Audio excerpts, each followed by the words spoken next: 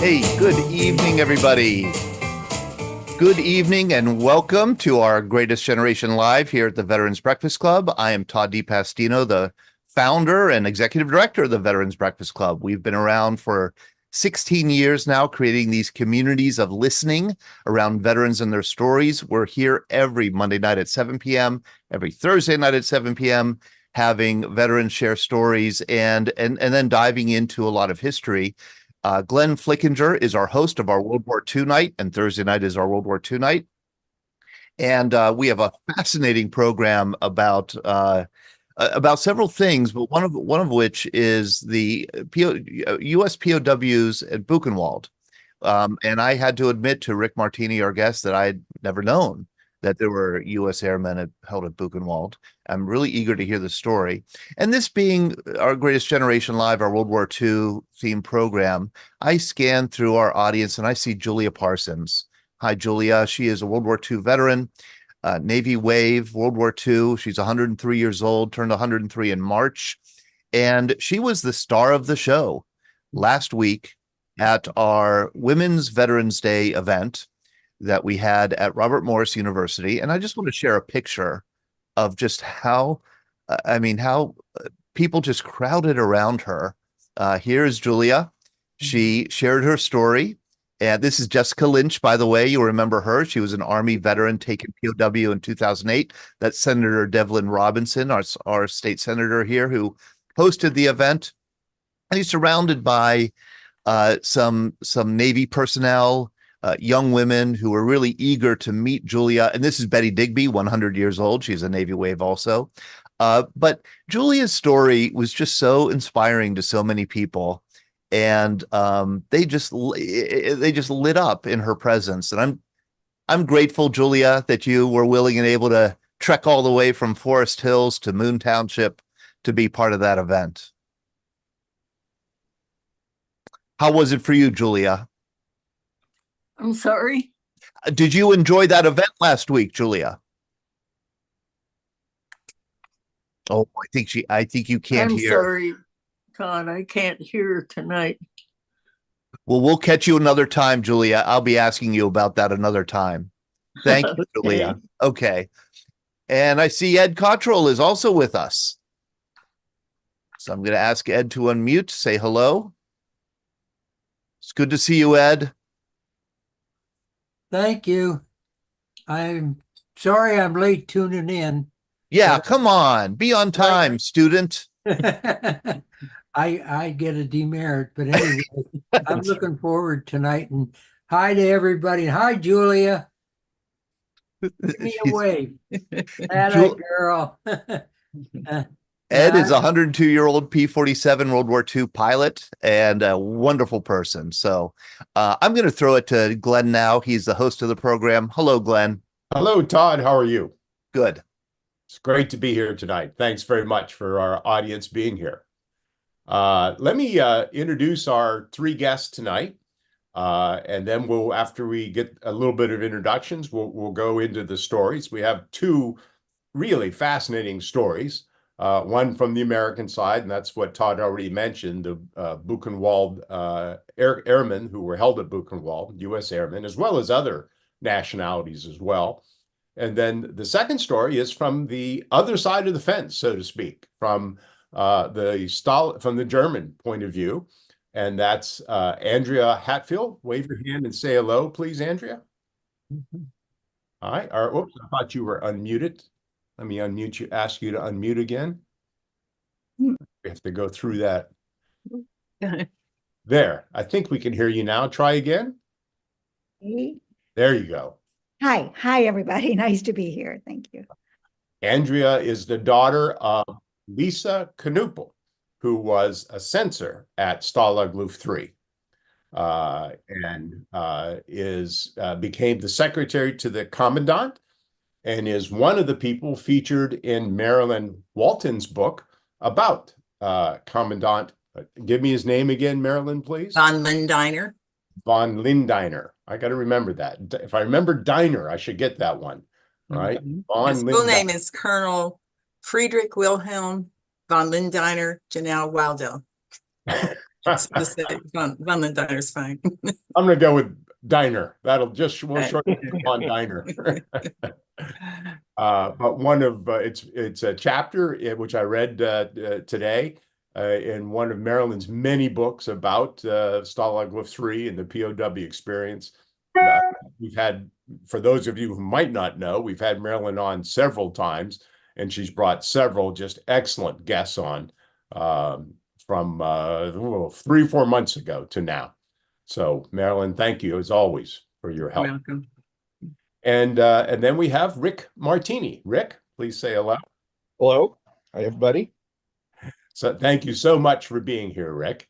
We're going to start with you, Ric, and your father's story as an airman who was shot down and then interred at Buchenwald for a while.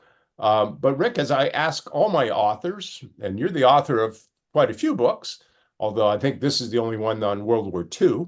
But tell us a little bit about yourself. How did you come to write this book? When did you write this book? Well, I started on it actually shortly after my father passed away. It was a time when the first congressional resolution to acknowledge the Buchenwald Airmen died in committee in the Senate. And my father died about a month after that. And when packing up my mom to bring her out to live with us, I came across boxes of paperwork, copies of letters, copies of VA correspondence, medical histories, all that sort of thing. And I'd known the basics of my dad's story, but reading through it, it upset me more. And I decided to dig into it and figure out why these airmen had been treated so shabbily, had been treated so badly when they were overseas, and then so strangely when they got back home. So that started the project. And I finished. Oh, go ahead. No, when was the book published? Book was I did the first online in 2017. I tried going to publishers, and the response was that I was too old. It would be a one-off book, and so I published it on Amazon and iBooks. How long did it take you to write it?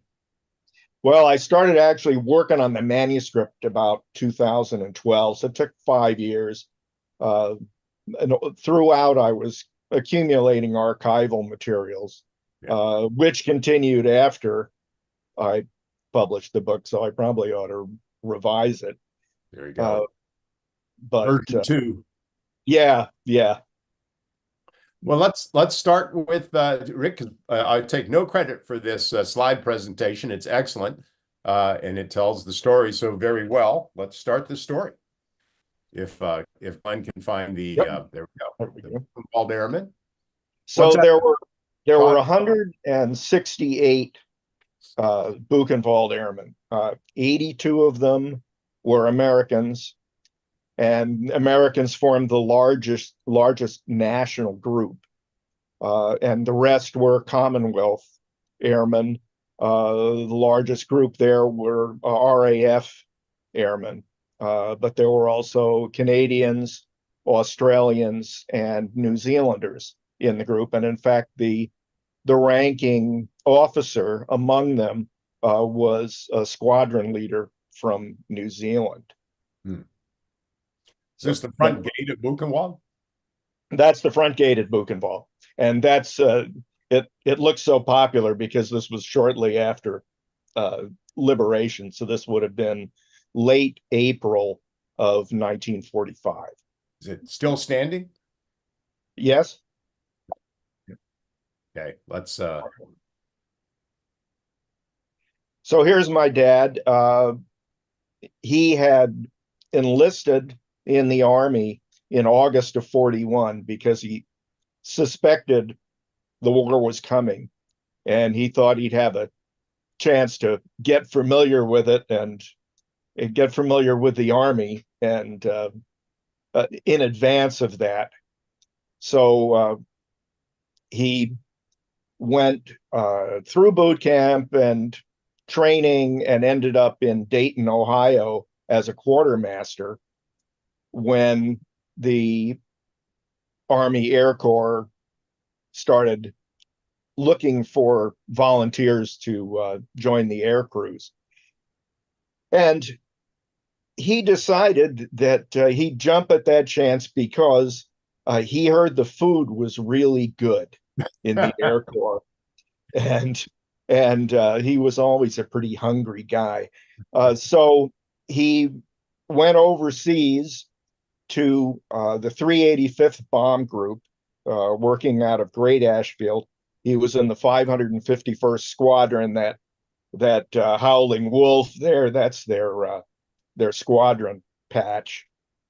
And he was on a B-17.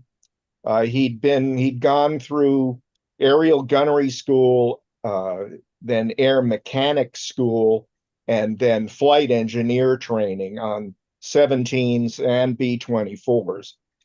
But he ended up in the crew of the B-17s. He was a waist gunner, and that was his regular position.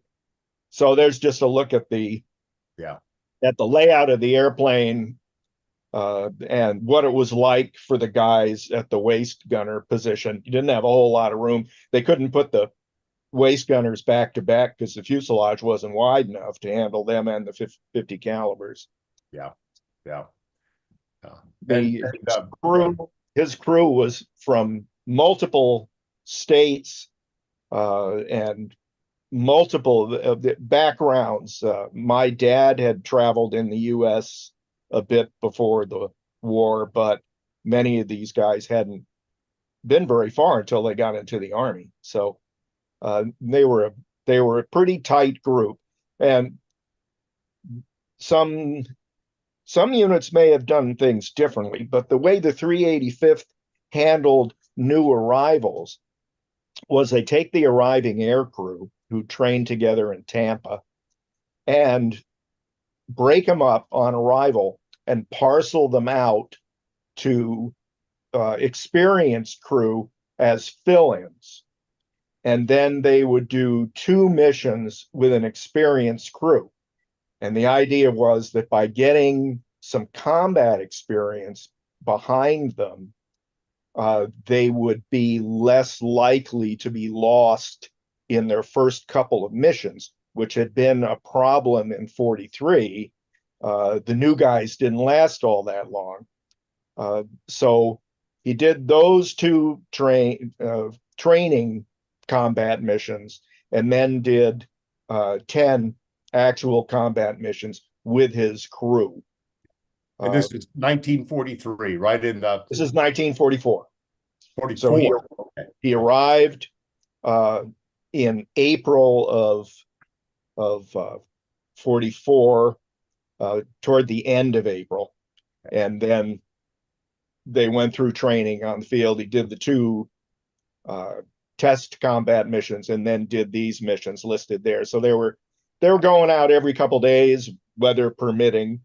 Their 3rd mission, they were shot up and crashed in the English Channel, and that picture might look a little strange to veterans who are familiar with uniform styles. These are the enlisted members of the crew. After the crash, they were pulled out of the sea by a patrol boat, British patrol boat, and taken ashore and given RAF uniforms. So there they are while their stuff was getting dried. And it was a dead giveaway with the hats. Yes. I was going to ask, were they just having a drunken party and they beat up some RAF guys and got their hats? They took a lot of grief when they got back to the 385th about being dressed like the Brits, but so they continued on, and then in this 10th combat mission on their 3rd aircraft, they got they got shot up badly enough that the pilot, Lieutenant Jackson, Lauren Jackson, hit the bailout alarm, and they bailed out southwest of Paris. Yeah. And that's a look at the who goes where when it's time to bail out. Yeah. My dad and his friend Sam Pennall, who was the other waist gunner, they were, other than the pilot, the last ones to get off because the ball turret gunner was stuck in the turret. Mhm. They unclipped from the external oxygen supply, plugged it into the little pony bottles in the suits, and got the cranks and got Philippe out of the ball turret. And then they all went out of the waste door, which they had to hit pretty hard to knock it open. And when they did go out, my dad's oxygen bottle was just about exhausted. Plus, he'd had a piece of shrapnel go through his calf and graze the side of his head. Oh, So he was losing blood, although it probably froze pretty quickly because they were at 24,000 feet. And then he went out and passed out as he left the plane. And the only reason he didn't go when he hit the ground was that he woke up at about 1,500 feet and saw a church steeple below him and said, "Huh?"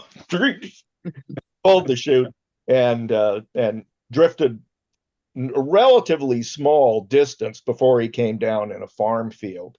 Then got knocked out on landing and sprained his ankle.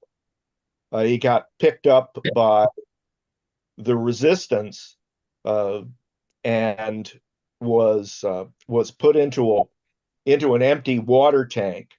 It was a mule-drawn water tank the farmer was using, and they took his uniform and buried it and his chute, got him into this water cart and took him to their house and hid him there for a few days until they could arrange for transport.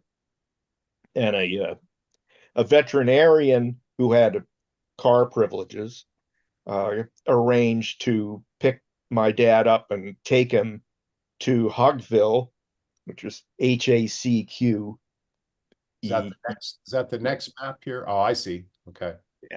Yeah. So this is where he went down. Okay. Yeah. So he ended up fairly close to that, sheltering in a church or a school, but they moved him around in the care of the head of the local resistance. And there were two other airmen with him. So he spent a little over 6 weeks in Hogville with the other airmen. And while they were there, the war was kind of stagnated at the front. It took quite a while before the breakout and the Allies started to advance. And over that period, the Gestapo, through the SD, became increasingly aggressive in their plans to round up all of the downed airmen who were ahead of the front, because by then the Luftwaffe had learned that equipment wasn't necessarily the limiting factor. It was air crews.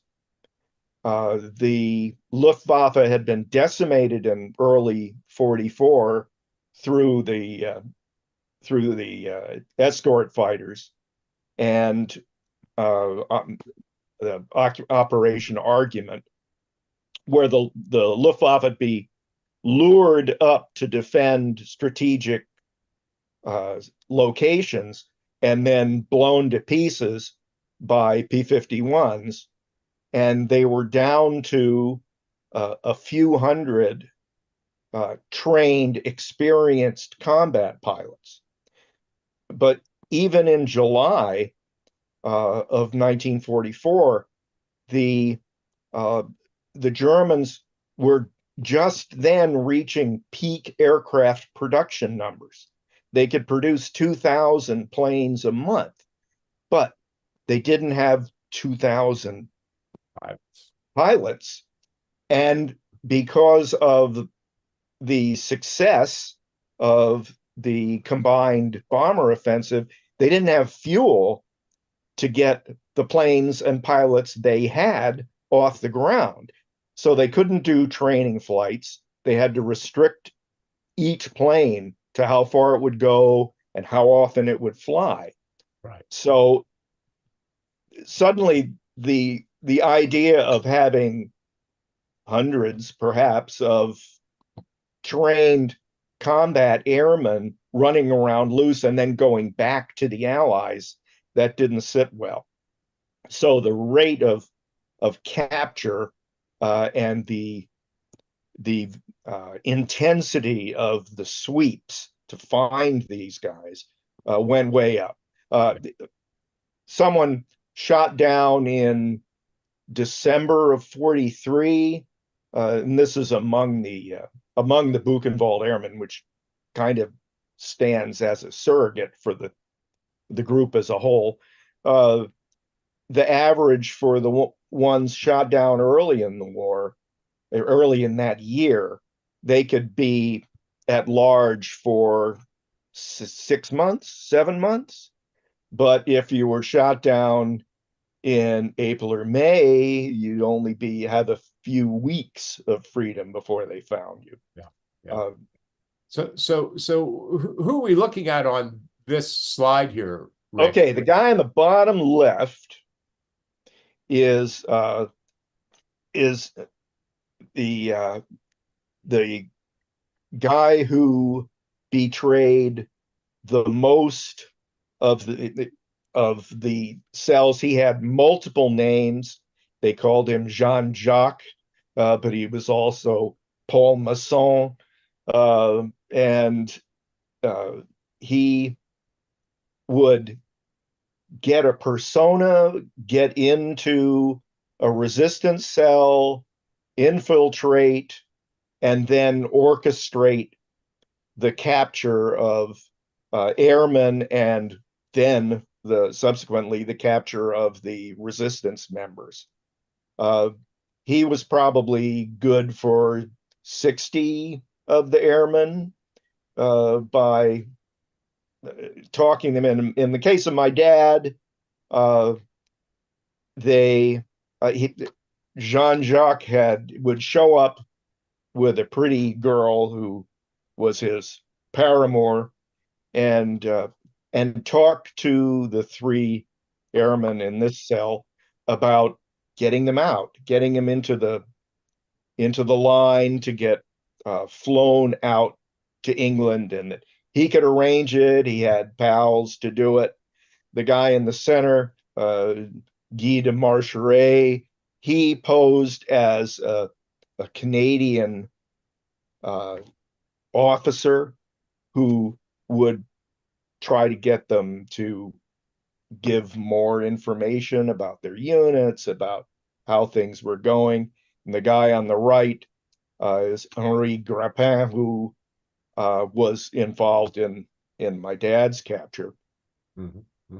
I recognize all these names: SS, SD, Gestapo, Abwehr. Certainly, what's milice or milice? That is the French Vichy police unit that was assigned to, looking for foreign activities and sabotage and that sort of thing. So they were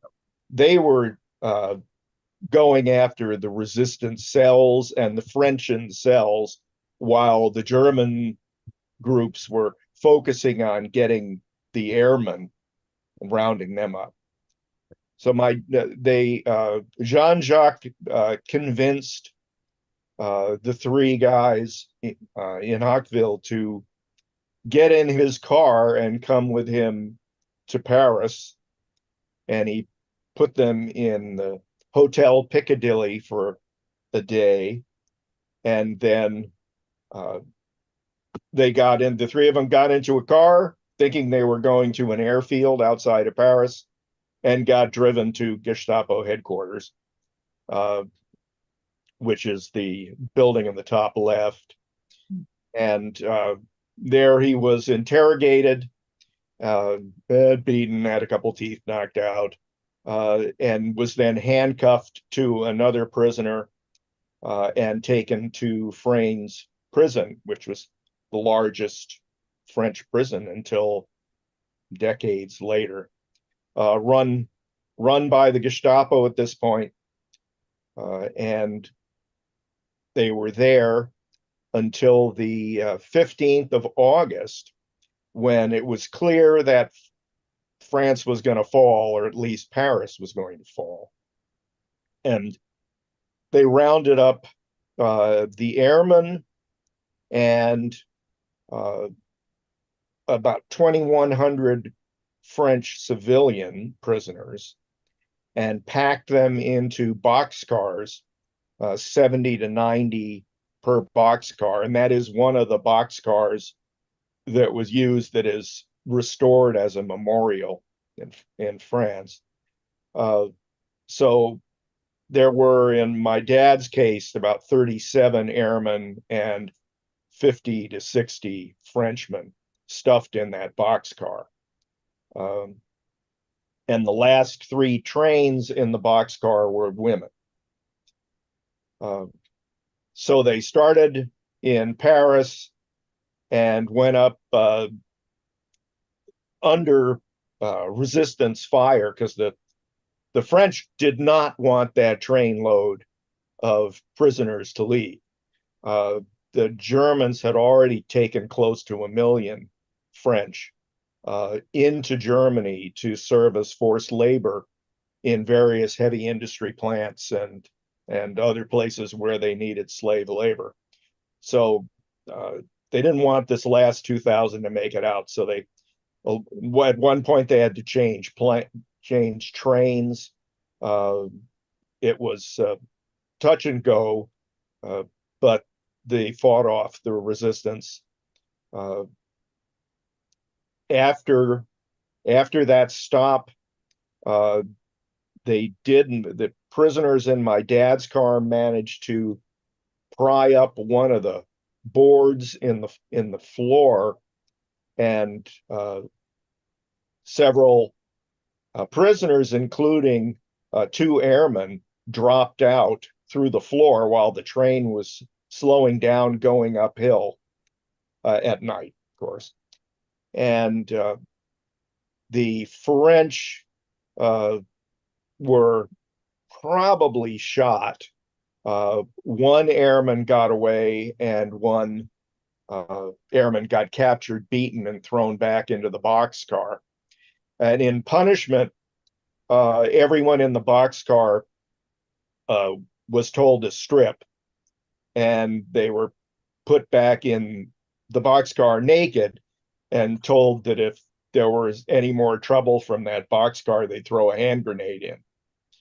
So they did not make another escape attempt, and they didn't get their clothes back until after the boxcars had crossed into Germany. And once they were in Germany, the guards seemed to relax a bit.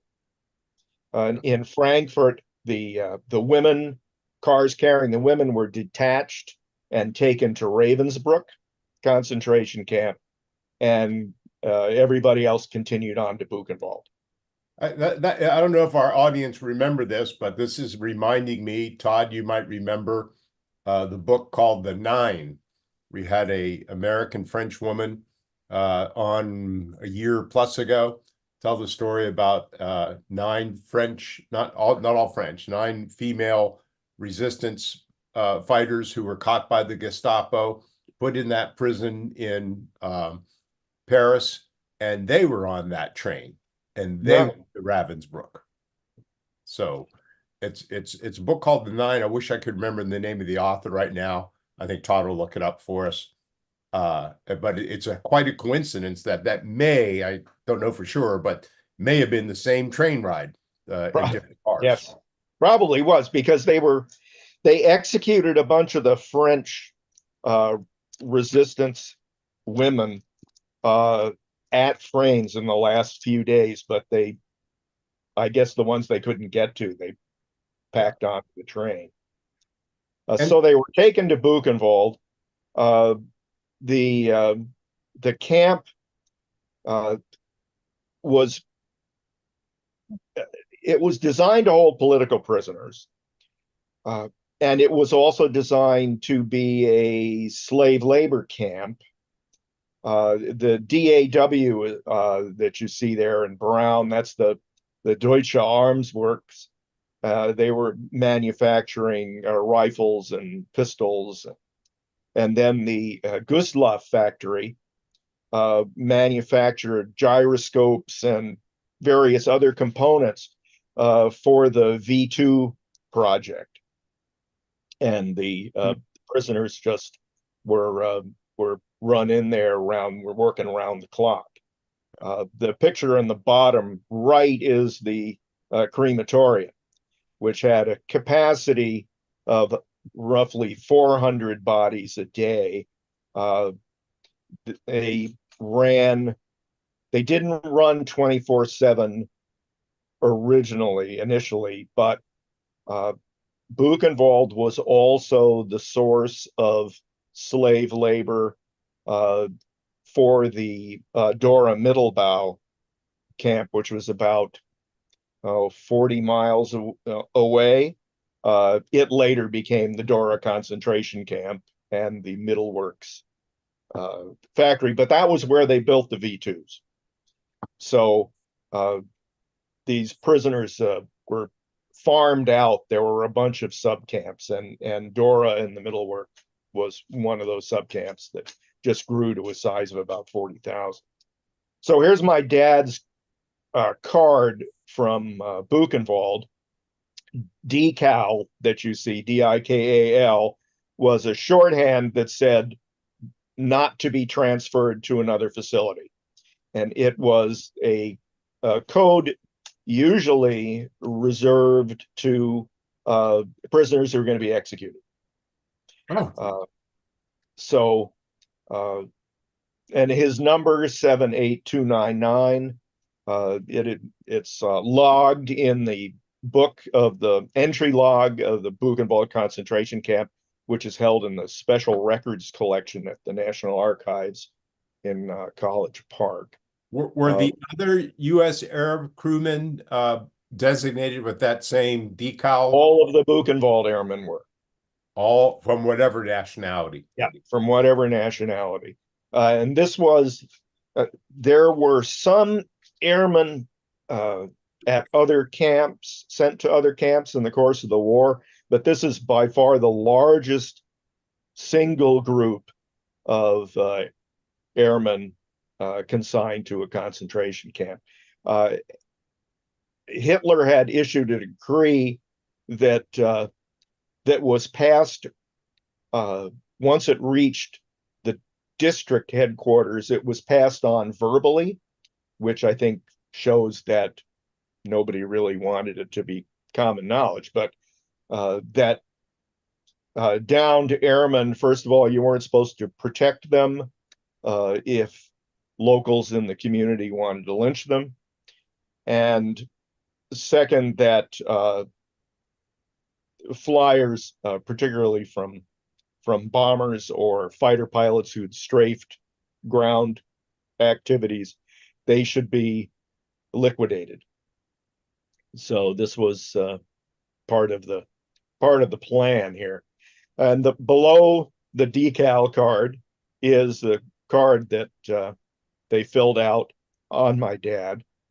Basically, he gave them name, hometown, and serial number, and that was what most of the airmen did. They didn't want to get into they didn't want to be giving any information away to the Germans. And right.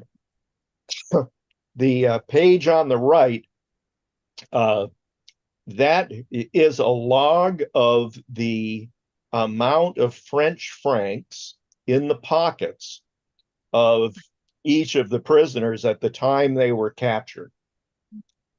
And the Germans really, I mean, there is a train manifest from that train with all the prisoner numbers and the names, 2,100 long. So this was the record of what they confiscated. They were good at keeping records. I'm sorry, I jumped a slide there. Yeah. So they went through all of the usual arrival routines. They signed the book. They stripped them, dipped them in pools of disinfectant, painted them with stuff to kill fleas and lice, which they had picked up at Frains. And given their striped uniforms that other prisoners had worn in the past, and the plan, the holding plan for them matched general policies for concentration camp people, in that they were given pants and a shirt. Some of them got a light jacket as well, but none of them got shoes. And the Germans had found that the first 3 weeks were the most likely times that someone would try to escape. So since it was rocky ground, and they would have tender feet, that by the end of 3 weeks, they'd be weaker, they'd be cowed, and you would have less to worry about. So for 3 weeks, they had no shoes and they slept outside with no blankets, nothing to deal with. And that set them up for all kinds of illnesses that swept through them, even after they were transferred into a barracks, which was done when another batch of prisoners were sent off to work at the V2 plant. It created space, and they filled in that space. Rick, I advanced to this next slide, but I really couldn't keep it up very long. What's the point of this slide? I mean, it's really hard to look at. This is pretty much what the camp was doing, and the patches that you see there, the airmen ended up with the red triangle point down, political prisoner symbol, and then within that triangle you either had you had your nationality. So there was American, basically they said an A or an E for English. They didn't really discriminate among the different Commonwealth nationalities. So they were basically labeled. They weren't branded as, and that was one of the things that made people doubt my dad when he came back, was they said, "Oh, you're not tattooed." But the tattoo was basically a barcode that you put on a prisoner because you were going to send the prisoner to do slave labor somewhere, and you'd be paid per diem by the factory or the farm where the prisoner was working. So it was a bookkeeping issue. If no use tattooing somebody, you're going to kill right away. So this is that area bounded by the hatchwork. That's one corner of Buchenwald. It was known as Little Camp, and it was the place that you really didn't want to be. that was where people who were going to be transferred to Auschwitz, or who were going to go to the V2 plant or be executed locally, that was where they put it. And they put him there for the first period and held them there till their body weight was down by around 30%, at which point they figured they were pretty tractable, and they could move them out or go on with whatever they were going to do. So about 4 days after the airmen arrived at Buchenwald, the 8th Air Force bombed the bejesus out of the Deutsche Arms Works and the Gustloff work. Very few prisoner casualties, except for the fact that when the air raid sound went off, the factory workers were not allowed to leave the buildings. So there were several hundred prisoners killed who were working in those factories. But otherwise, the general population of the prison camp was not struck, and the damage was limited to some SS buildings, some offices areas, and those two munitions related plants. The picture below is what it looked like afterwards. And the Buchenwald airmen were ordered to go into the wreckage, look for survivors and rescue equipment from the ruins. And this was still without shoes, so their feet got torn and burned and otherwise damaged in that process. So there's a look at what kind of a bunkhouse they ended up in when they did get undercover. Four people to a spot. One person couldn't roll over if everybody else didn't roll over. All of the airmen had scabies. All of them had fleas and ticks and lice. They had acute malnutrition. Most of my father's teeth fell out. They got beaten. They got experimented on with injections in the cardiac area. They had some tents. If you were sick, you could go lie down in the tent, and an orderly might bring you an aspirin once in a while, but that was it. If they transferred you to the hospital there, it was an SS hospital, and you were more likely to be experimented on than to be helped. So nobody really wanted to go over there. My dad, after one of the beatings, his appendix burst, and he was extremely ill and in one of the hospital tents. And somehow, against whatever odds, the mesentery flap that suspends the intestines got glued to the abdominal wall and created basically like a Ziploc bag around the burst appendix. And that the bursting relieved the pressure, and then the seal around it kept the bacteria from spreading and producing full-on peritonitis. So he actually recovered from that.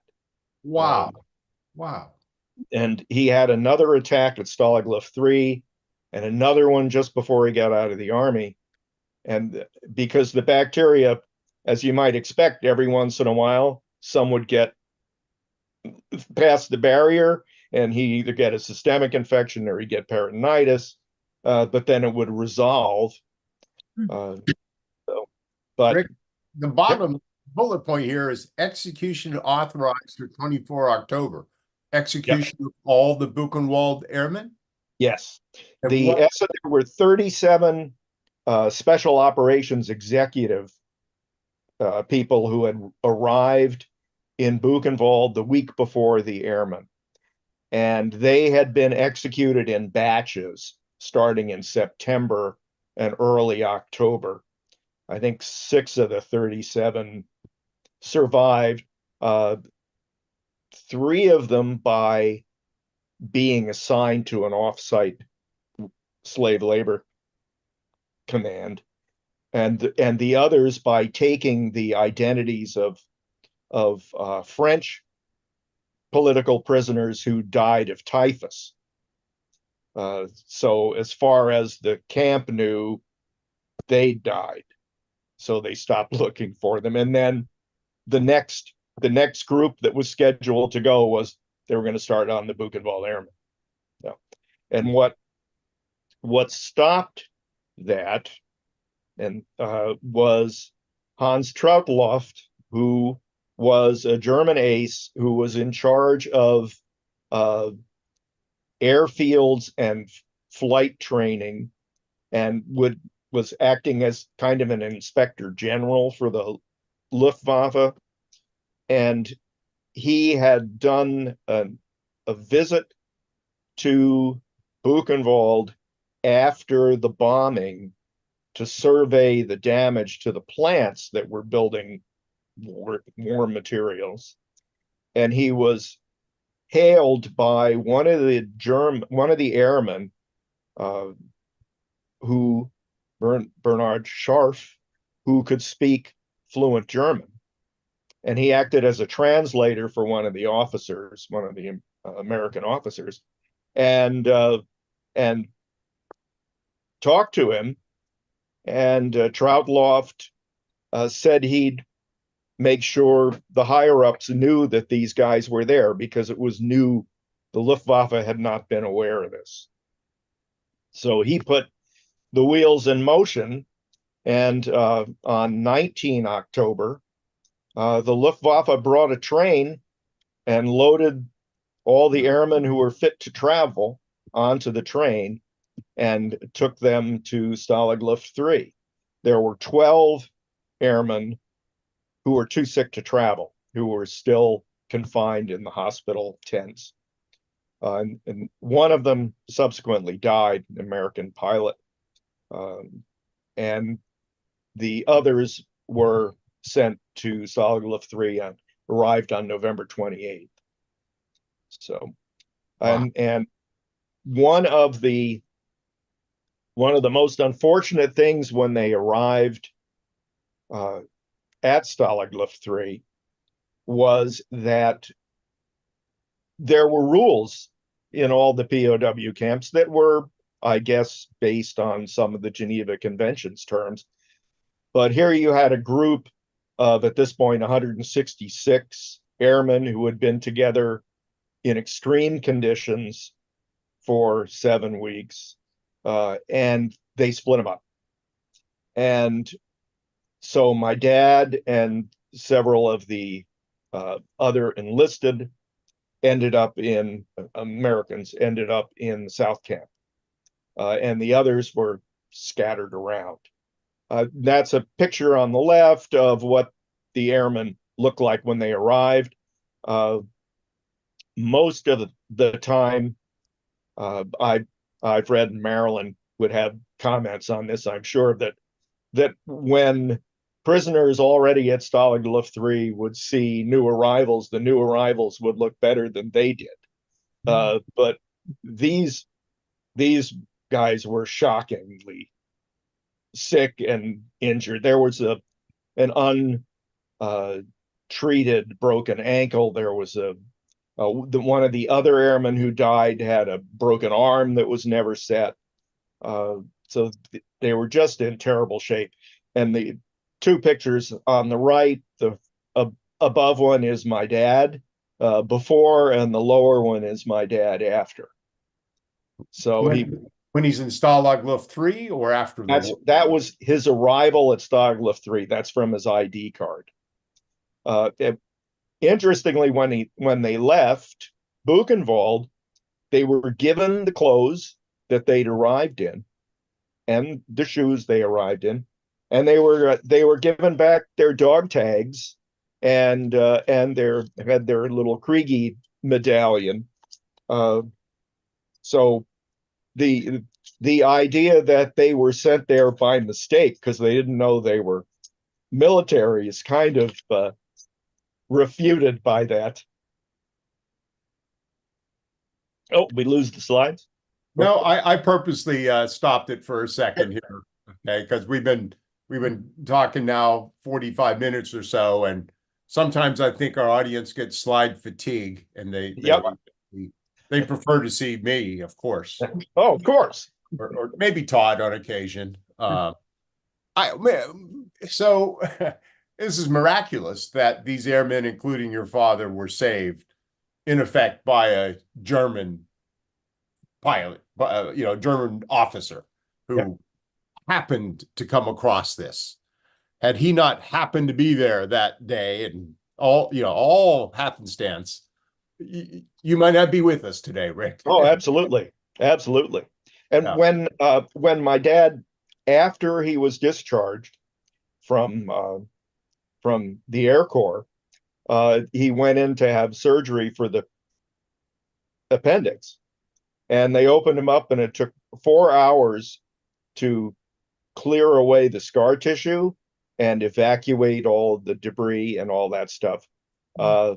And he had to pay the bill himself because he was told that wasn't service related, that it had happened during his time of service.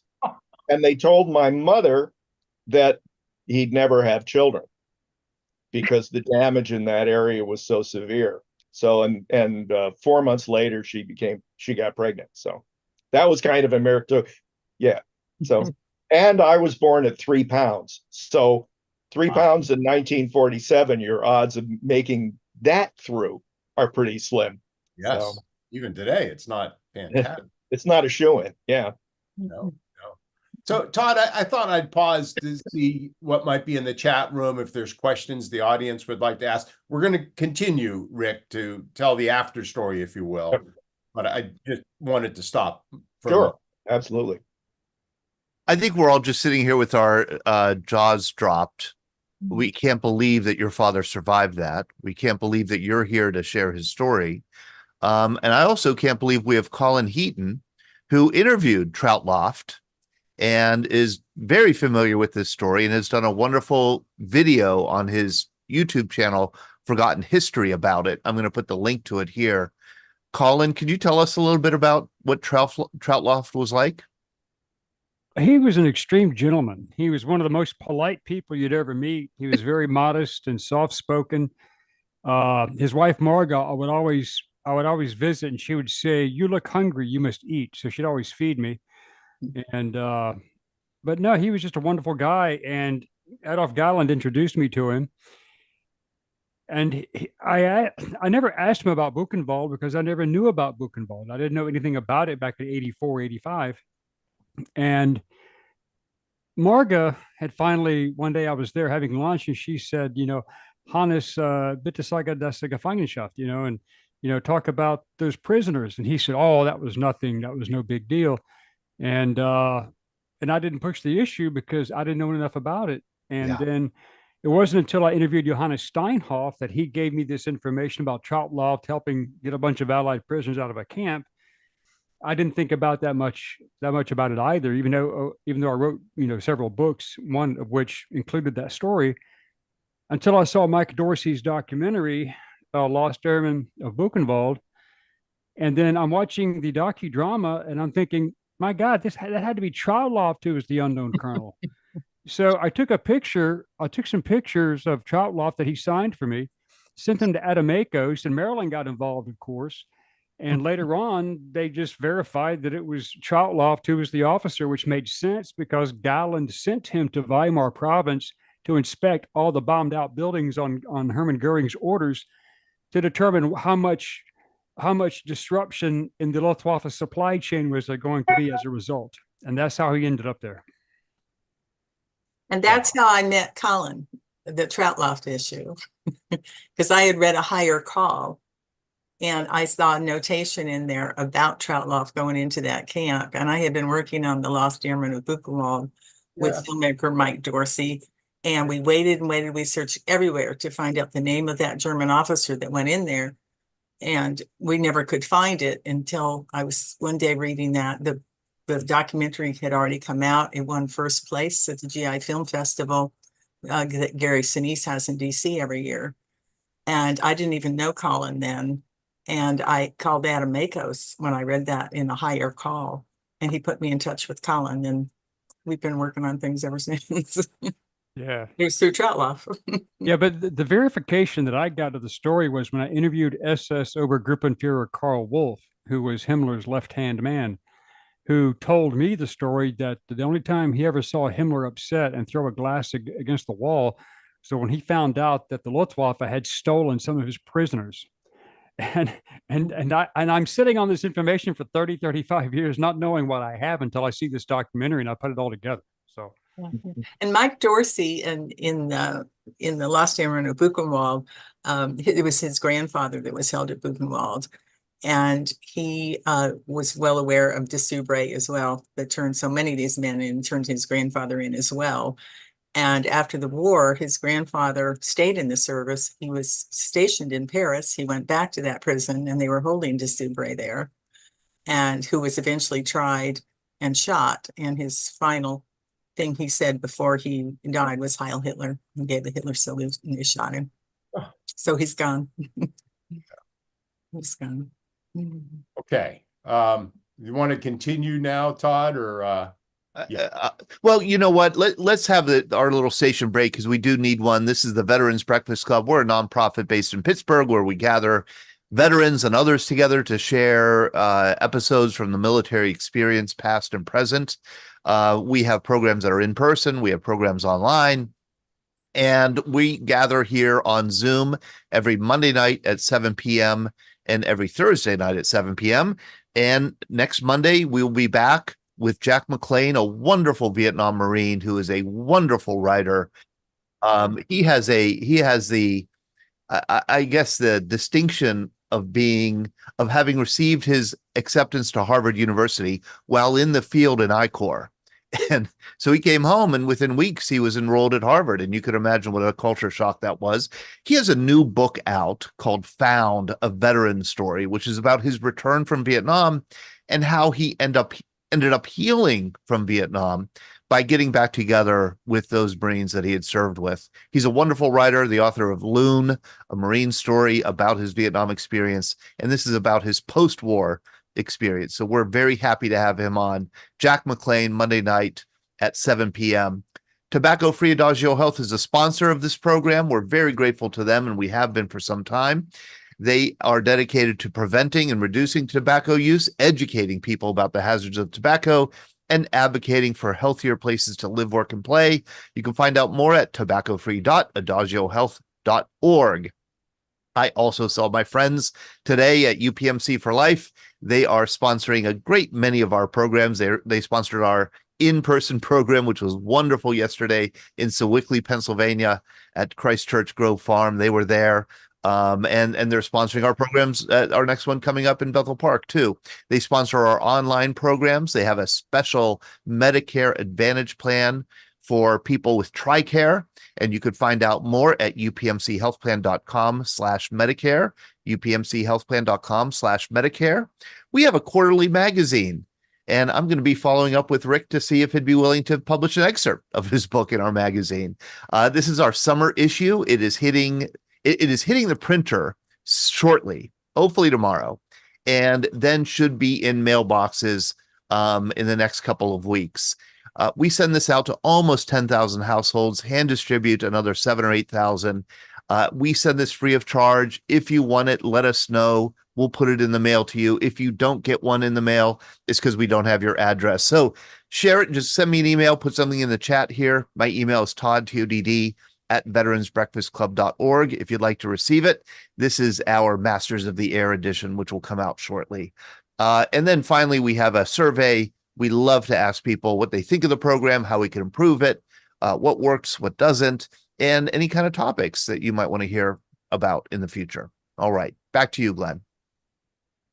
Rick, I'm going to ask if it's okay if we speed up just a little bit here. Yeah. Oh, absolutely. Absolutely. Okay. I So- can just say that my dad and in fact all of the prisoners at Stalag Luft 3 who were fit to travel were marched out and ended up at other camps.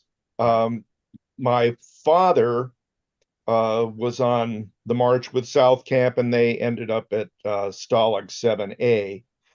The other airmen went to various other places first, and then mostly ended up at 7A as well. But I took a lot of time to trace the paths of each of the Buchenwald airmen, but that information is available if anybody's interested. And the march for your father and those Buchenwald airmen had to be much more difficult than the other airmen because they were already in such weak condition. They were, yes, they had not put the pounds on at that point. They hadn't gotten worse, but they hadn't gained a whole lot of weight. Yeah. So your father survives, so many levels of survival for your father. And Being then he shot down to begin with. And then he goes to Camp Lucky Strike. First they flew the Buchenwald guys went to a hospital evaluation, and they were held there for a few days, and they were given 4,000 calorie milkshakes to drink, trying to put some weight on him. And then he was sent back to Camp Lucky Strike to await the ship home, but he went AWOL and went back in to Huckville to see if he could find the traitor and kill him. But the people in the town told him, forget about it. We got him covered. We'll get him. Go home and have a good life. So he went back to Camp Lucky Strike. Wow. Got back to the US, spent some time in the hospital, got out of the hospital, got discharged. And the VA gave him a 10% long-term disability for anxiety and for claiming to have been in a concentration camp. So as far as the VA was concerned, he was either a whack job or a grifter who was trying to get pension or other support that he didn't really deserve.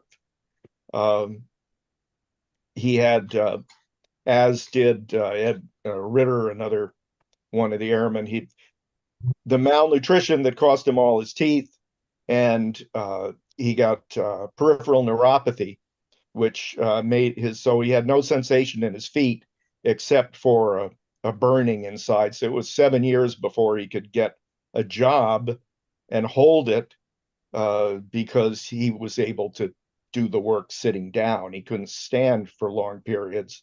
The pain was just too much. So until he died, he was filing appeals to the VA. And it was part financial, but it was also part, he wasn't lying, and he was damned if he was going to let them classify him that way. But here's a congressional report, parliamentary reports. The British and the American governments both held that the line partway down the top, no prisoners of war are confined in political prisoner camps, no relationship between a concentration camp and a camp for prisoners of war. And the same was maintained by the British. And this is even though they had all the records from Buchenwald. They had all the file cards. and there had a complete report. By November 4th, the government had a complete report from the ranking officer that was sent on November 4th from Stalag 3 and handed to the Swiss delegation. So all that stuff was available, but none of it seemed to matter. None of the Allied governments recognized these airmen. And they consistently said they were making this up. So why? Well, it couldn't be a simple mistake. They didn't lose the records. They had all this material. I've got copies of a lot of it, where they were going, oh, where are these guys? Who died? Who didn't die? And all the Allied governments are saying the same thing. I could understand if one country lost track, but not all of them. So there are only two other suggestions that I've seen as to why. The one that I tend to favor is that, we seem to have lost a picture. Yeah, sorry, I'm having a little issue with some of these. This is the map, right? Yeah. There we Yeah. are. Oh, okay. No. So that red line ends at Weimar, and there's the middle works where the V2 plant was, right above it. Next slide. And there's the middle works concentration camp. Next slide. And this is what the V2 plant looked like. It was all underground, so it couldn't get bombed. Next one. It's a huge cavern. It was a modified gypsum mine. Roughly 10,000 slave laborers died digging out the mine or laboring in the assembly lines. There were thousands of dead bodies when the Germans retreated from there. Next slide. And there's the guy who was the quality control head and the head of the V2 program. That's Werner von Braun. In the picture on the right, you can't see him clearly. He's behind Himmler in a black SS uniform. He was a major. Down at the lower right, there's von Braun laughing it up with Donsberger, who was the army officer in charge of the program.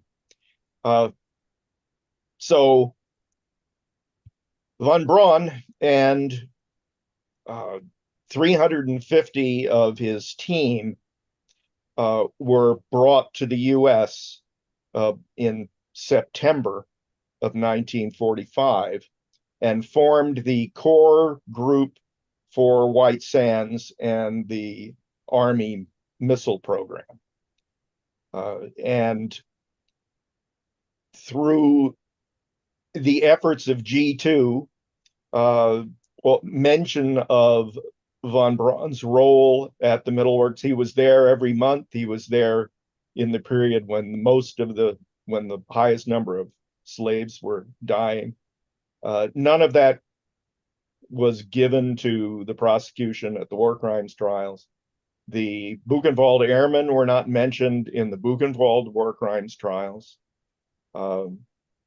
It was all tied up, and in fact, nothing was released until the mid 1980s, by which time most of the airmen had passed away.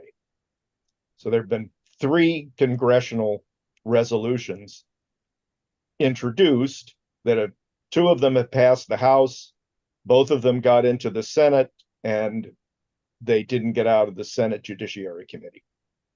The last try was 1999. Now there are only, as far as I know, 2 airmen still alive.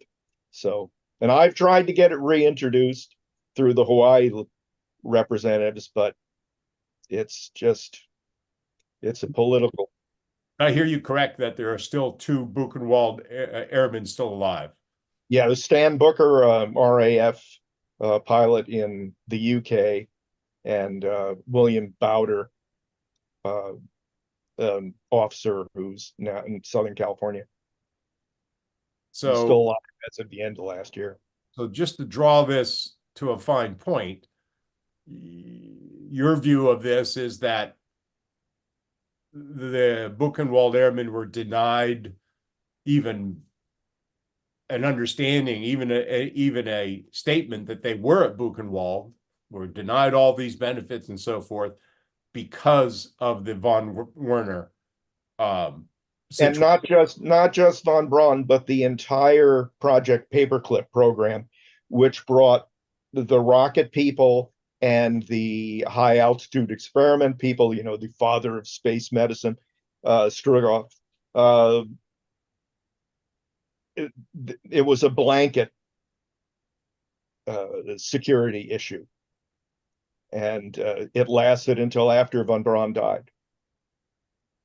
But even today, after all this has been out in the open for a long time, the U.S. government still denies it.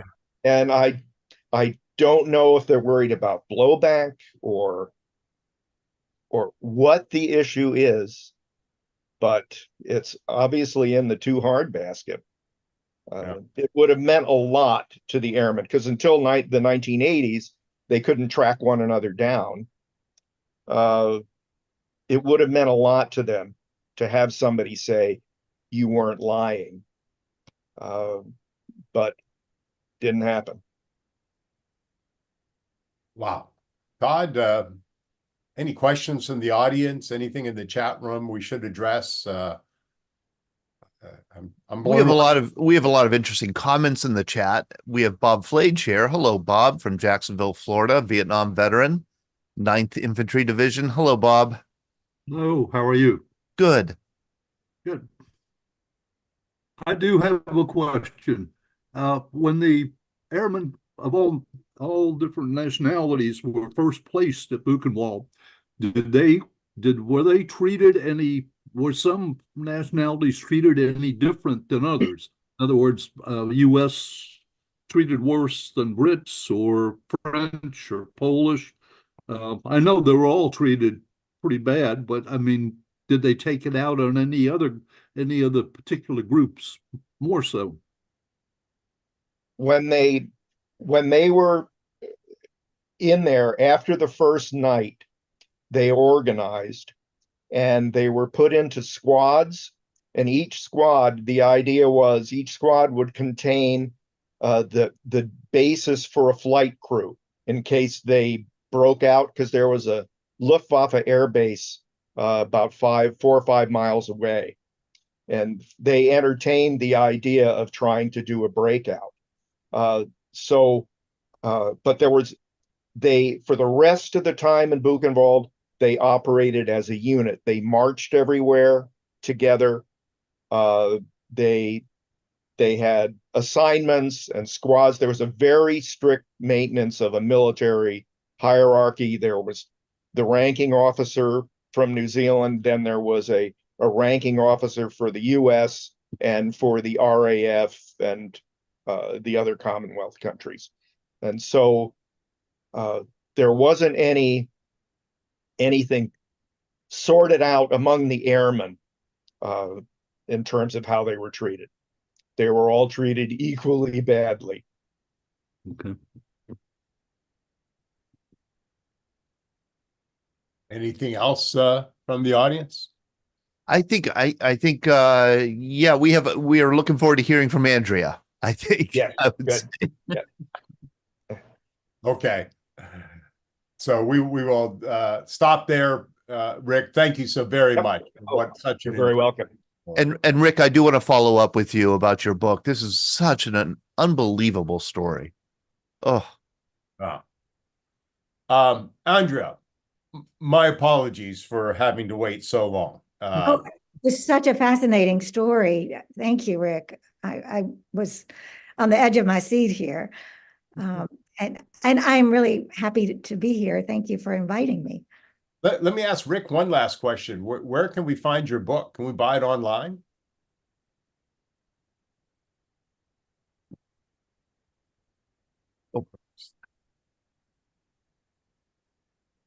You can buy it on Amazon if you Google Martini Betrayed, it'll come up with I don't think it has an audiobook, but it's got a hardcover and a soft cover and a Kindle version.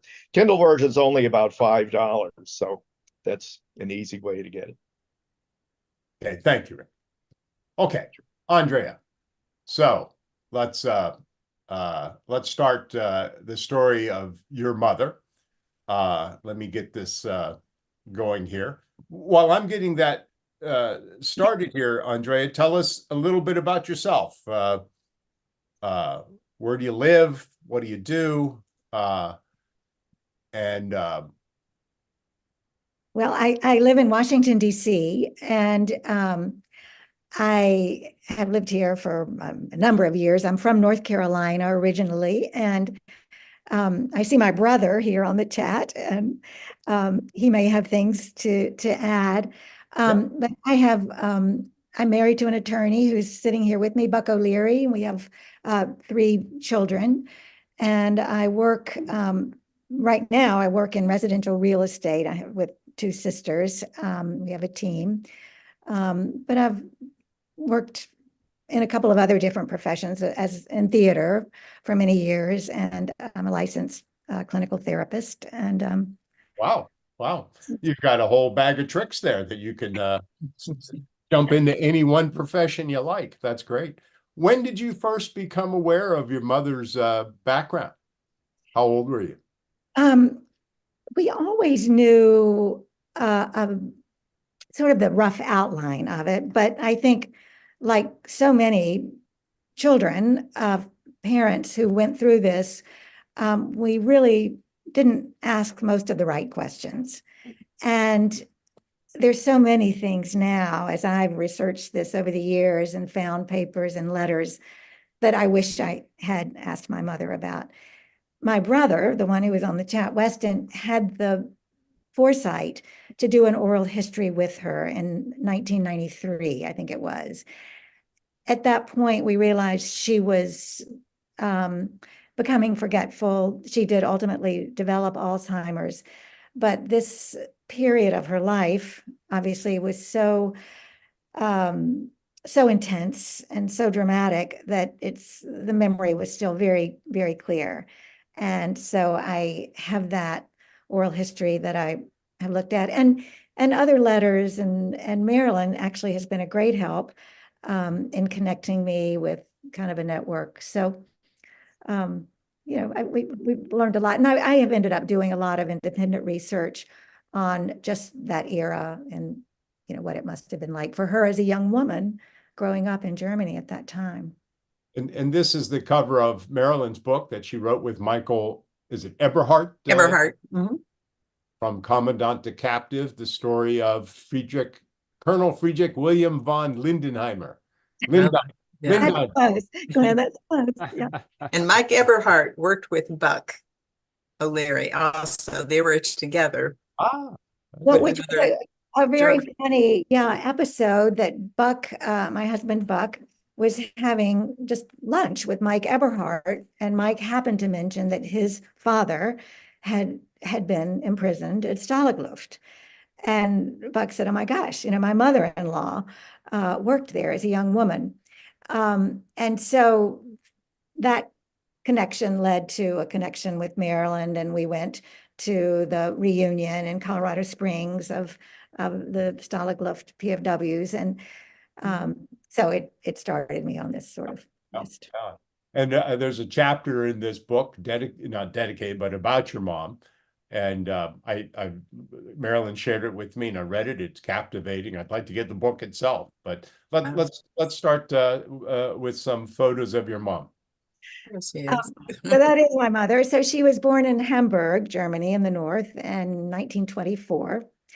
And one of the things I know she did, we asked her what it was like to be coming of age, was Hitler was ascending. And she said, nobody took him quite seriously. And she just remembers being taken out of school as a child for, long periods of time, to stand there and listen to these interminable speeches, which, seemed very, very boring to her. Her mother died when she was quite young. She was one of 4 siblings.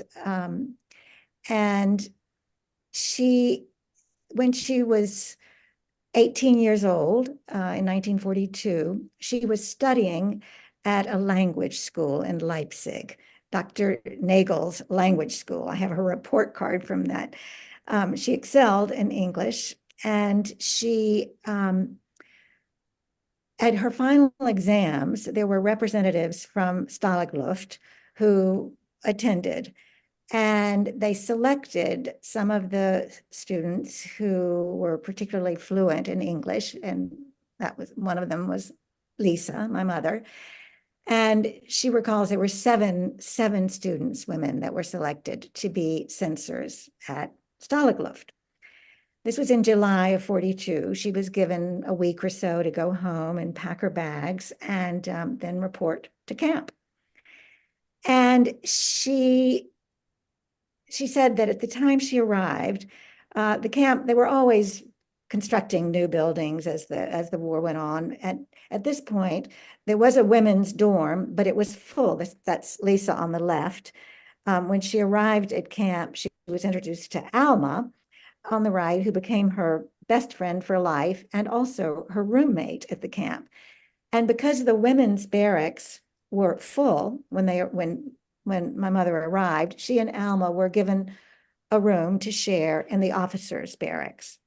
And this, I think, really enhanced her experience at this camp.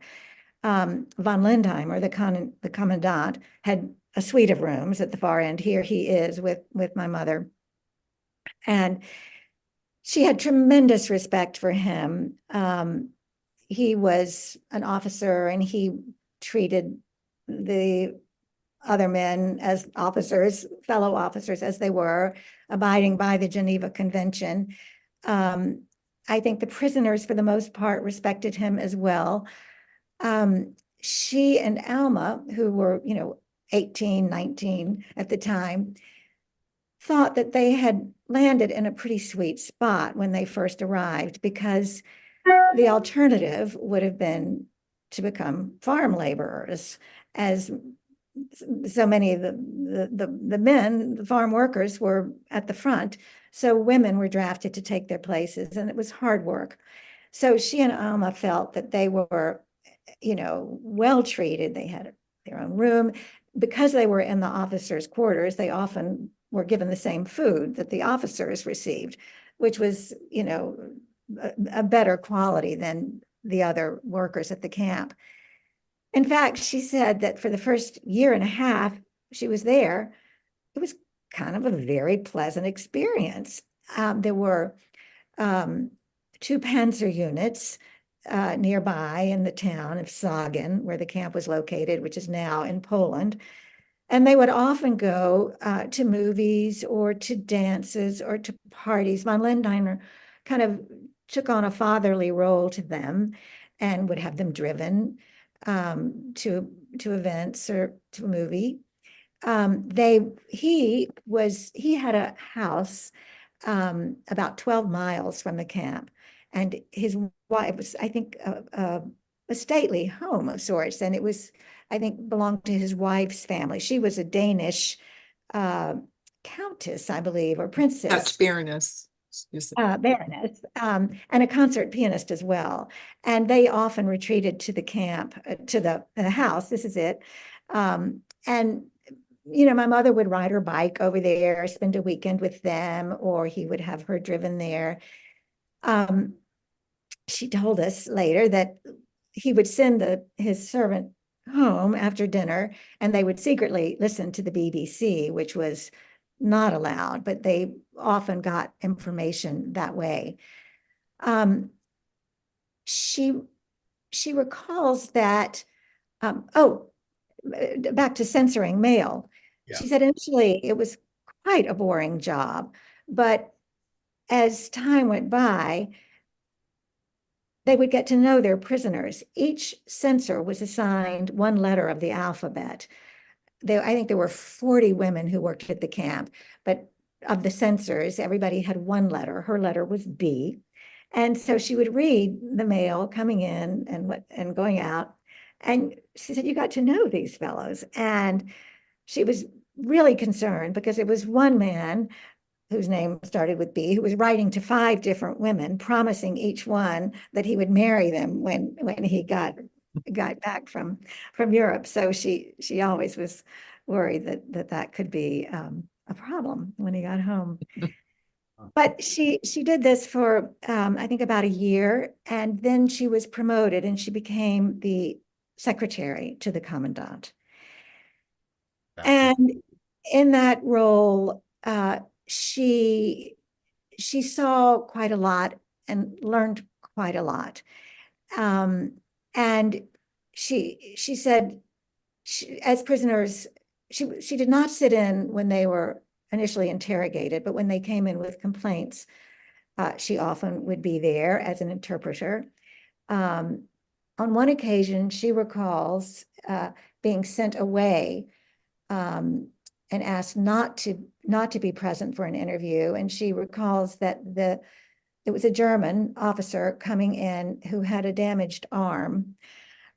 She later wondered if it could have been von Stauffenberg, who had tossed the bomb in the attempt to assassinate Hitler. There's no way to verify that, but that was something that she always wondered about. And I'm sorry, didn't she ask, I think in the chapter I read, she actually asked von Lindiner who that was, and he said, it's better that you don't know. Better that you not know. Better that you not know. Pretty strong evidence that it was von Clausewitz. Yeah, Stauffenberg. She had a dog that von Lindiner had. She actually had 2 dogs. One that an airman had brought in and was not allowed to keep. He had it somehow with him, and he was not allowed to keep it. And von Lindiner gave it to my mother, and then she had another little dachshund that von Lindiner gave her, and they were her pals at the camp. And one of them would slip out and go missing for hours at a time, and at some point came back to her, and she was sort of petting it and felt a little something under its collar and pulled it out, and it was a message from the officer to whom the dog had belonged, thanking my mother for taking care of it. But she also talked about how things changed after the breakout. Well, before we go to that, if I could direct you to, I thought was a fascinating part of the book. Your mom is from Hamburg, Germany. Yes. And help me with the date here, Marilyn. I think June of 43, sometime mid 43. Hamburg is virtually destroyed in the famous firebombing. And Operation Gomorrah. Yeah. Mm-hmm. And von Lindiner allows her to go home to see if she can find her father. Yes. And it was a terrible time. They knew about the bombing, and she was just sick with worry about her family. And she had a brother, an older brother, who was on the Russian front. And as I mentioned, her mother had passed away. Her father was alone at this point. And von Lindiner very nicely arranged for her to be driven back to Hamburg with an officer Walter was his name, who also had family in Hamburg. And she describes, getting close to the city, and just, they couldn't get through. At some point, they had to abandon the car. They had to climb over rubble. She talked about, it was in the summer. It was in July, and it was hot, and there were, bodies around, and the stench was overpowering, and there were, rats, and there would be whole, blocks where what had been there was not there. And they abandoned the car. They finally are able to get to a place that she recognizes, and she says she can get to her house or her neighborhood from there. And she does. And she sees across the street, her house is there, but across the street, the houses are not there. And her father is on the roof because there were still little fires that people were, little fire bombs that would be tossed in. And he's on the roof, literally, they are trying to put out a fire, and calls to her. And she said at that point, she had been able to go home to Hamburg periodically. But at this point, she hadn't seen them in about 6 months. But she knows that they had sandbags in the house where they, as precautionary equipment. So she'd run up and helped him do that. And she was able to stay at home for a couple of weeks, but then had to go back to the camp. And, things, what had started out as kind of a pleasant experience, really deteriorated as time went on, and as the war became close, and as these friends that she had in the Panzer unit were sent off and killed, and it just, the weariness and the lack of, people started to be hungry, and it became a very different environment. She recalls that the night of the breakout, that she and von Lindenheimer had said, I'm sensing something. He said there was a restlessness that she said he felt. This is the Great Escape we're referring to. Mm-hmm. And then she talked about, she'd been out, she'd come back and gone to bed, and she was awakened during the night and told to, report to headquarters. And she learned what had happened. And she said von Lindenheimer was just, he knew that this was really going to be terrible for him personally, and he worried about the prisoners also. But he felt, I think, in a funny way, a little bit betrayed, because he felt that he was doing his best to treat them well. Anyway, he was upset about this. He was interrogated and highly, he was suspected of being complicit. My mother also, because she was close to him, was and was interrogated. She was taken away, she said, to a hotel where she spent 2 days, and she said, I wasn't mistreated. I just sat there. I was, bored for 2 days, partly. But then when they would come in to question me, they wanted to get information. They were asking her about everybody, and what about so and so, and did you ever see this, and did you ever see that, and we're going to take you away, and you're going to be, in trouble, and sorry. This interrogation is by the Gestapo? Yes. And terrifying. Well, it was terrifying. And she said, and I'm so afraid my father is going to hear that I've been arrested, and what is he going to think? And again, remember, she's 19. She said, I'm also afraid they're going to take me to prison and shave my hair. A young woman would be worried about that. They did eventually let her go. But of course, von Lindenheimer was arrested and taken away. And he was very, very worried about his wife. And he asked my mother to please talk to her, and please tell her she needed to leave. And she was from Frankfurt. And he had lived in Frankfurt, and he wanted her to go back there. And she didn't want to leave. They had this beautiful house there, and she had all these beautiful things. And this is one of these stories that is kind of incredible to me, but she recounts that she finally was able to persuade Mrs. the Baroness to leave by helping her take her precious belongings and lock them up in a silo or a tower somewhere.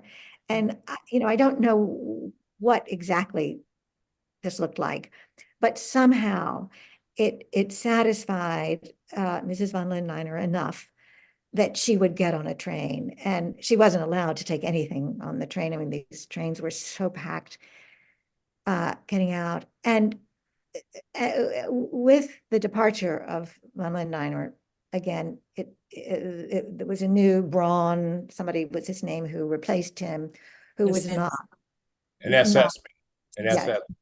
and was not a particularly nice person. Andrea, back to you kind of casually said your mother was released.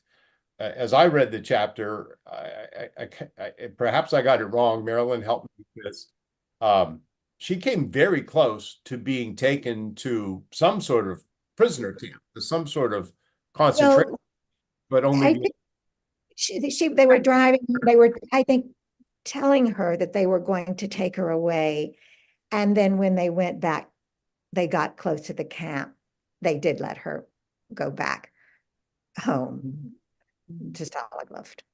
So I think they were threatening that to her, but I don't think that I think they were satisfied eventually that she didn't have the information that they wanted.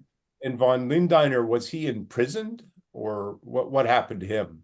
Well, Mary would know more about that. He was taken, I think he was actually put into an asylum. I mean, kind of a mental hospital. And then eventually released when the Russians were coming. They let everybody out to go fight the Russians. And then, as we mentioned earlier, or Marilyn mentioned earlier, he was taken prisoner and put in the fortress. He was a prisoner of war. British. But Yeah. many of a number, I think, of the prisoners at Stalag Luft kept in touch with him and wrote to him when he was there and visited him. Yeah. I frankly was quite surprised as I read that he survived the war. I mean, I would have thought he'd have been, sent to the Russian front and, accidentally shot. Yeah. Survived. Then the next sort of more part that I thought was so interesting that that she described to Weston in detail was when they were awakened that the night of the evacuation and told that they had just a number of hours to get out of the camp. And she and Alma and the other women at the camp, it was snowing, it was bitterly cold that winter, and I read it was the coldest winter in 50 years. But they took what they had on a sled, and there were some ration boxes that the Red Cross had sent. That were left. They took those, went to the train station in Zagen, and everybody was trying to get out ahead of the Russians, and they were terrified of the Russians because they had a reputation for raping the women and brutalizing everybody and just being frightening. Very. Yeah. So and she said the scene was just utter chaos and confusion, that nobody had fuel to get away. So it looked like, covered wagons almost, leaving people trying to get on trains that would come and would be completely full. And she's there with some other women from the camp and freezing and waiting. And she said, this story, it just has always stayed with me, that a woman came with several children, and she said to Mother and Alma, can I leave my son here with you? I have relatives and I need to get them. I will come back for him. And Mama said, well, I'm happy to watch him for a bit, but if a train comes that I may not be here. So I can't be responsible for him. And she said, oh, I'll be back. And she left. And the child falls asleep and then wakes up sometime later and is clearly not okay. I mean, mentally retarded, we used to say, and I don't know what we say now, but she doesn't know what to do. She doesn't want to take him with her because then what if the mother comes back, but she can't leave him. And there's a Red Cross hospital just, she can see it. And she says, I'm going to take him. And she grabs this little boy and she runs to this hospital and quickly explains to someone what is happening. And she leaves him there and she runs back and the train is coming and she just gets on the train. Wow. And, my husband and I did this. We went back to Stalag Luft and we saw this train station where all this was, and it was easy you can look around from there and easy to sort of envision what this was like. And she said, it was crowded. Everybody had complained when she had the dog with her, but once they were on the train, it was so freezing. Everybody wanted to bar the dog to put it on their hands or their feet. She had left one dog with a friend there and she had taken the other, who then she learned was pregnant. But they're on this train and she said, one car is full of wounded soldiers and they can hear them crying out. There are people on top of the train. They're just doing whatever they can to get out of there. And they go and then they have to keep stopping their air raids. And sometimes they all have to get off and they put these, they wash basins on their heads. But it takes forever. They get to Dresden finally, and they leave some soldiers there. And they finally make their way down to past Nuremberg to a place called Roth. And that's where these women are deposited. And they are put up, she told us, in a castle. And she said, and it was freezing in this castle. And we finally found someone to complain to and said, we couldn't stay there in this cold. We need another apartment. Well, this always struck me as so strange. And when Buck and I went back again and did this trip, we got to Roth, this little teeny town. And I said to someone just on the road, is there a castle here? They said, oh, yeah, well, it's right there. So we go, and sure enough, there is this castle. And we go in, and I asked the people working there, I think, is it my mother lived here? Is it possible that these young women could have been housed here during the war? And they kept asking me what her name was. And I said, well, you wouldn't know her. I mean, it was just, and I said, is there anyone who might know the history of this? And they said, well, Herr Schmidt, but he's busy. You can go tour the castle. So we start to walk away and tour the castle. And I think, I'm just going to go open that door where Herr Schmidt is. And sure enough, there's Herr Schmidt. And he gets off the phone and sort of asks what he speaks English. And he says, yes, that's exactly what happened.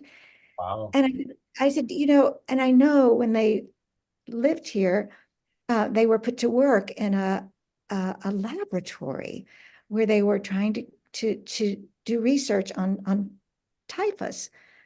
And he said, yes, that's now a school, but it's there. And this is what these young women were sent to do, to feed the lab rats and the animals in this laboratory. Finally, they're there. The war finally ends. And there she is. She can't get back home to Hamburg because of the way the divisions in the country. And she learns with her friend Alma that the Americans are hiring. They need interpreters in Ansbach nearby. And the other thing I forgot to mention is my mother had never been a member of the Nazi Party. And so she's actually eligible to be for employment.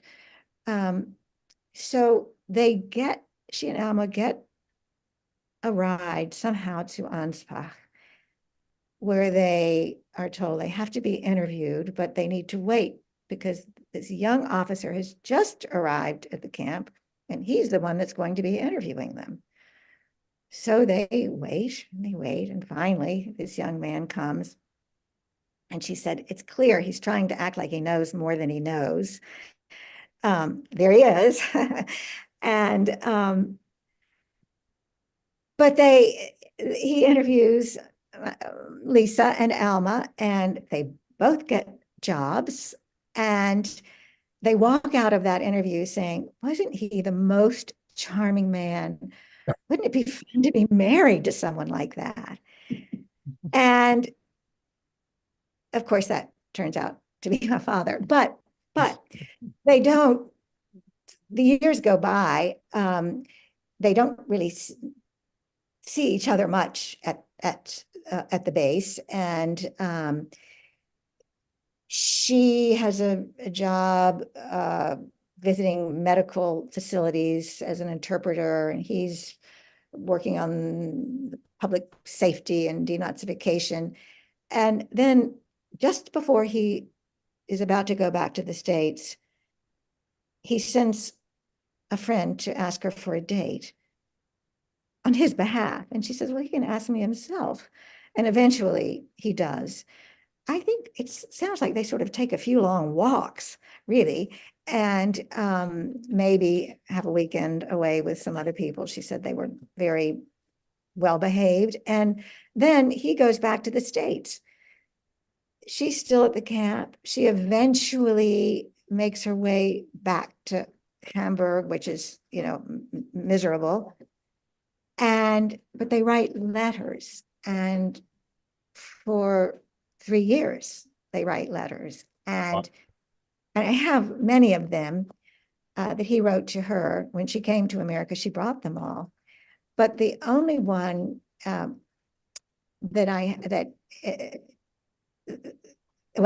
one I have that is really great is he says, he goes back to finishes law school, passes the bar, and then he says, okay, I am at this point in my life where I need to make some decisions, but I can't make one more important decision until I see you again, because I think about you all the time. I have your picture. I remember every expression. I remember everything you ever wore. Can you please come to America? So she says she will, but it takes 2 years to make that happen. It is because of all the immigration rules, and finally he sells his car to pay for a visa. She comes on a fiance visa. It's 3 months. And he says, well, you have to tell them you're going to marry me. You don't really have to, but you have to make them think that you have pretty much made up your mind. So she goes, they meet in New York. They haven't seen each other in 3 years.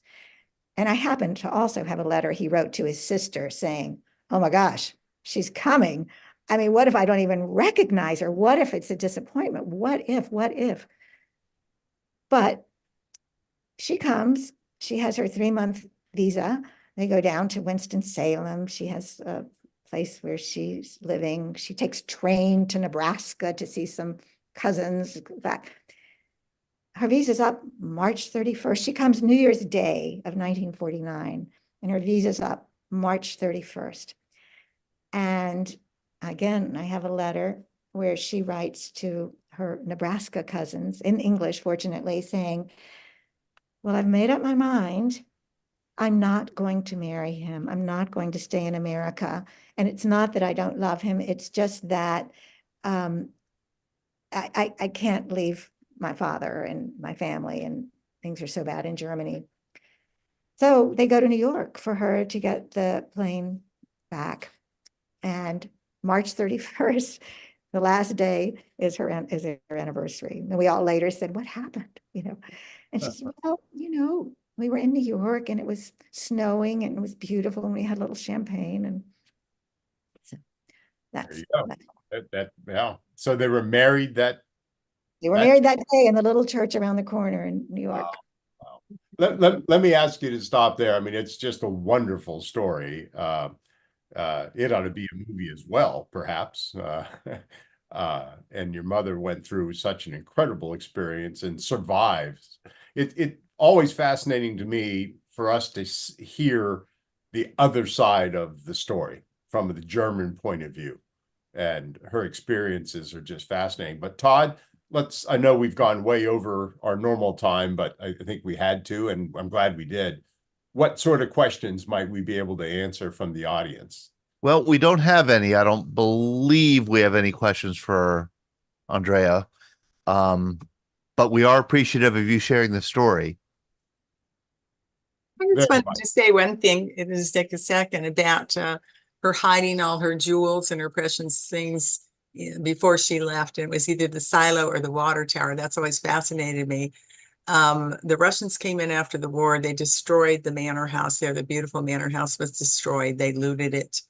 And people always wondered where that water tower was. And I asked Merrick, the head of the camp, Solid Glue Theory, and he said he thinks the Russians eventually found it and they looted everything. So probably her things are not there anymore. So it was a fascinating story how you tell it in her story. It was great. But Marilyn, do you know, my mother always had the idea that the camp was bombed. Do you know? I didn't. No, it was never bombed. No, the Russians came in and they lived there for a while on the way through going to Berlin, but the camp wasn't not bombed. What sort of life did von Lindiner experience after the war? Oh. Marilyn, do you know?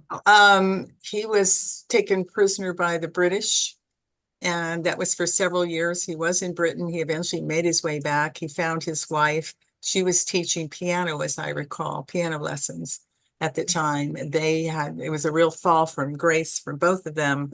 But von Lindiner had made friends with the senior American officer they were good friends, Colonel Spivey and a few others, and they would write to them and they would send care packages over. And so their former prisoners that they had were actually sending food, whatever, giving recommendations for work when they could. And at one point I was reading Spivey's book. He was sending the ex-commandant underwear in Germany because they didn't have any. So it's a real fall from grace. And he never fully recovered, I don't think, from what happened to him, but he lived to be a good age. Yeah. He was, I know that he and Excuse me. my mother stayed in touch, and I know she went back in 1951. She took our sister Anne, who was just an infant, and he came and visited her in Hamburg. And he was I think, very proud of his wife for kind of the way she kept going after the war, and in spite of everything, and had a little apartment, and took piano students, and he. And at one time he said Himmler hated him because he would not admit to being a Nazi. And so he was really out to get him for a long time. So Himmler was really grateful that the Great Escape happened, because that gave him the perfect time to go in and finally get von Lindiner. And then, of course, he ended up, the Russians came in and everything changed. Yeah, and I think I know when of the 76 who tunneled out, 50 of them, were executed. And I know that, I've read that Hitler wanted all of them to be executed, and cooler minds prevailed. But I know that was really upsetting to. It was. Yeah, been to von Lindiner, and I know Mama. And he knew the tunnel was going to break, but he didn't know it was out of East Compound or North. And he put all the patrol dogs on East that night, he said in his diary. And that was a mistake, because they went out of North Compound and through the woods that way and over. So he was, but he knew that tunnel was going to break. That was not news to him. They just weren't sure where it was. Somewhere in the future, we have to do a Great Escape night. So, point, I didn't know. So, yep, Todd's nodding his head. That's a great idea. Do that? Yeah. We can talk the Great Escape. We're very appreciative of our audience sticking with us here for so long past our normal stop time. So I think we probably ought to wrap up. Todd, anything to wrap up with on your part?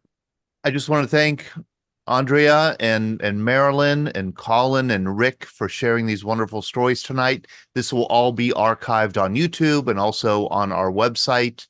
And I want to thank everybody for joining us, else who joined us tonight. Thank you. Same for me. Thanks Rick, for having us. Andrea, Thank you for having us. thank you so very Nice much. to be with you. Bye-bye. Have a good weekend. Happy summer solstice, everybody. Take care.